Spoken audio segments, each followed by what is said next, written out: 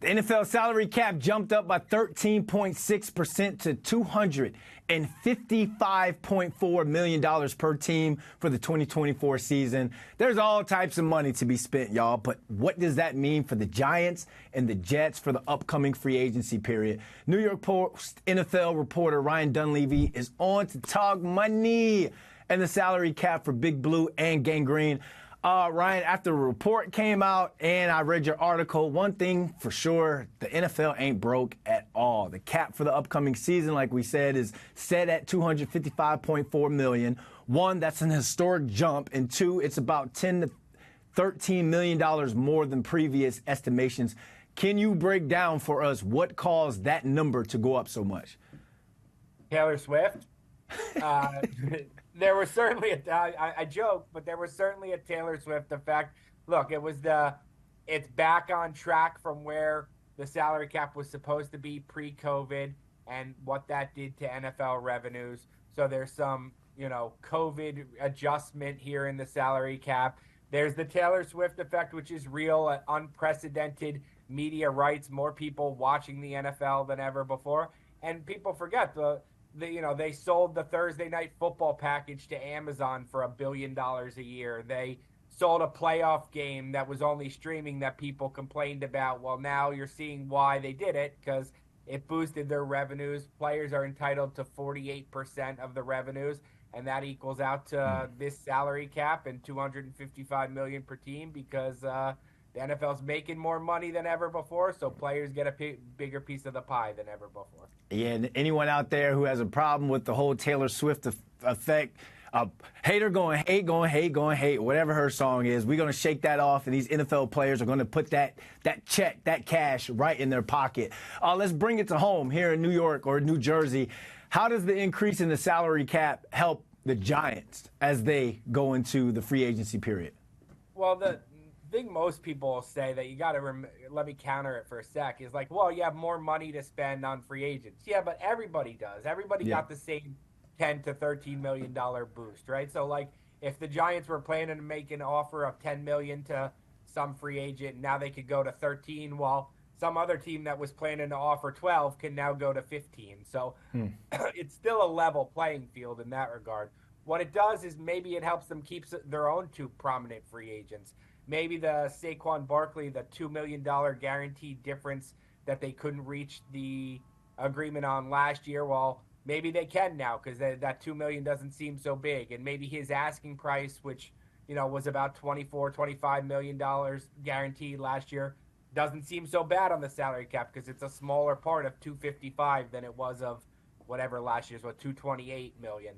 So, maybe Xavier McKinney's transition tag or franchise tag is more manageable now when the salary cap's a bigger number. So maybe from the Giants' perspective, it helps keep a couple of guys in-house who are important players. And then, if you want to win bidding wars, everybody got the same boost, but you certainly have more to throw at your top one or two free agents than you did last week. Yeah, that's great news in the sense because you see a lot of fans who want Saquon to stay. Xavier McKinney playing every single defensive snap last season. The man deserves to get a little raise off of that one, if you ask me. So that's great that Joe Schoen's going to have more money at his expense. Do you think that the increase in the cap money has changed how Joe Schoen is going to approach the combine and the NFL draft? Maybe. That's a good question. It's possible, like I said, you have more money, so you can spend it on different players in free agency. Look, Joe Schoen, I think, is going to treats the free agency and the draft together. He looks to draft the positions that have become very expensive: quarterback, pass rusher, cornerback. Those are the positions in free agency that if you want a top guy, offensive tackle, those four positions, if you want a top guy, it costs you a lot in free agency. So I tend to think he keeps that in mind and prioritizes his draft picks at those spots. If we've seen his 3 first-round picks are an offensive tackle, Evan Neal, pass rusher, Kayvon Thibodeau, and a cornerback, Deonte Banks, I don't think that's a surprise. I would very much expect receiver to be high on his board this year. All right, let's talk about another Joe Douglas. We're going to head on out to Florham Park. How is the cap increase going to help the Jets? The Jets are pretty tied up against it, so that maybe they keep a guy like John Franklin Myers, who is still a productive player, but his salary cap hit was maybe going to force him to have to restructure his contract, maybe take a pay cut, maybe be a cap casualty.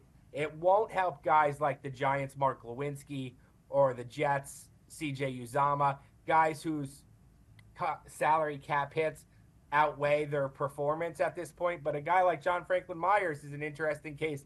He's still productive, so maybe the extra salary cap hit room helps him stay on the Jets because, again, he's eating less of a percentage now. His number stays the same, even though the cap goes up. And then Bryce Huff, the Jets' big free agent, he obviously is going to want the biggest deal he can get in free agency. He said as much, no hometown discount. Well, the Jets now have more to offer him, and if they wanted to franchise tag him, now they have a little bit more to swallow that up. Both the Jets and Giants GM's names is Joe, so let's role play a little bit. You're Joe Dunleavy, GM for whichever team. Who has the better situation, do you feel like, because of the cap increase? The Giants have the better salary cap situation.